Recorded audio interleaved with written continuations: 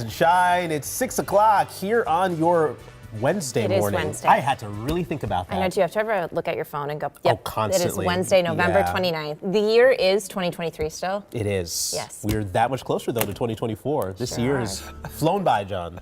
It has. 2024, oh my goodness. You ever look back and think, like, when did I graduate high school? Ooh. 20 to 25 degrees warmer in St. Cloud and Mankato.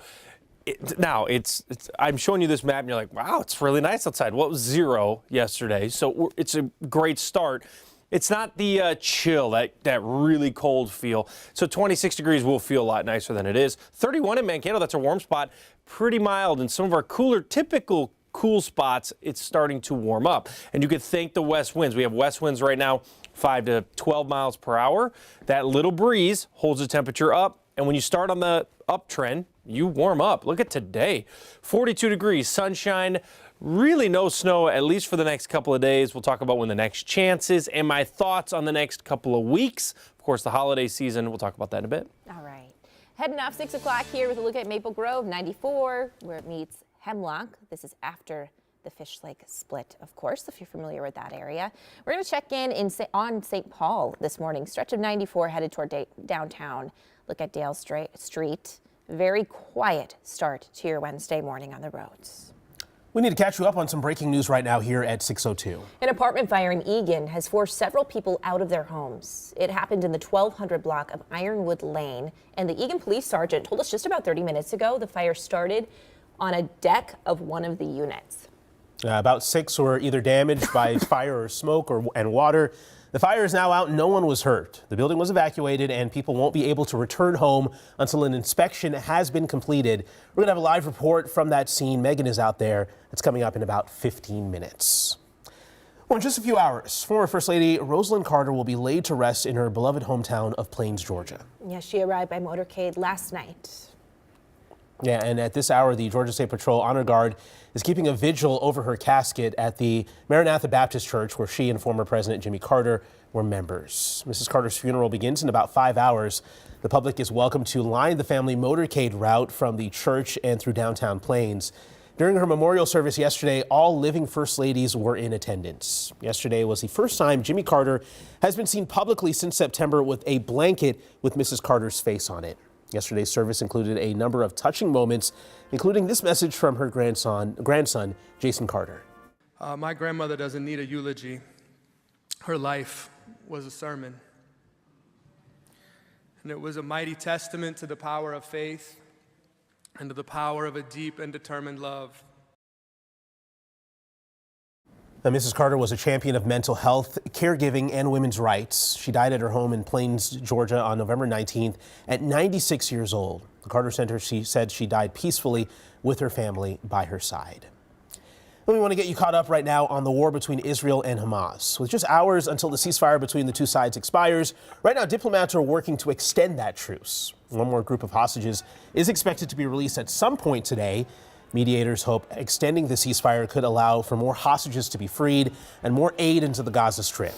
In the latest swap, Hamas freed 12 hostages in exchange for 30 Palestinian prisoners.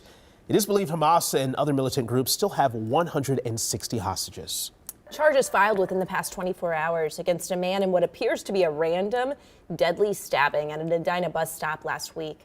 According to the criminal complaint, when officers arrived outside the Cub Foods on York Avenue, they found the victim, Christian Lundegaard, with multiple stab wounds. The complaint says surveillance video shows a confrontation where Lundegaard tries to distance himself from the suspect, but Adam Garcia is knocked to the ground. Garcia faces 40 years in prison if convicted.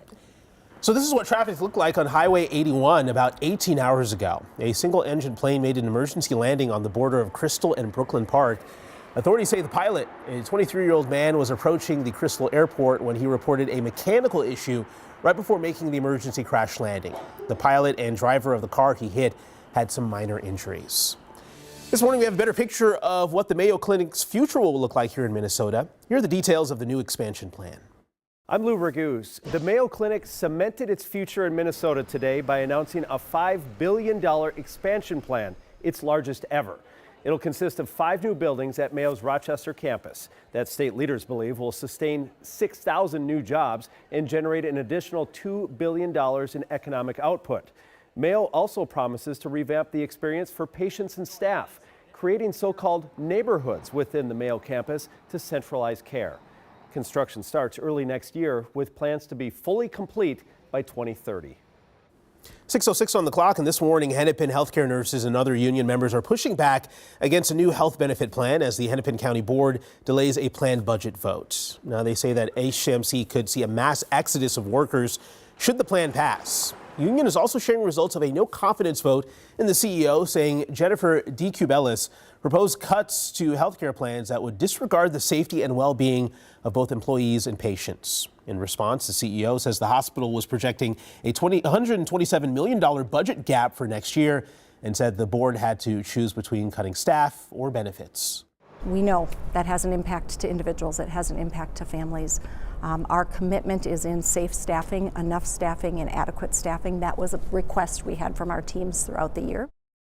The vote on the health system's budget will now happen on December 12th after commissioners are able to get more information on possible health care changes. Well, 24 hours after firing head coach Dean Evison, the Minnesota Wild took to the ice for the first time under his replacement, John Hines. Sports director Reggie Wilson shows you how it went.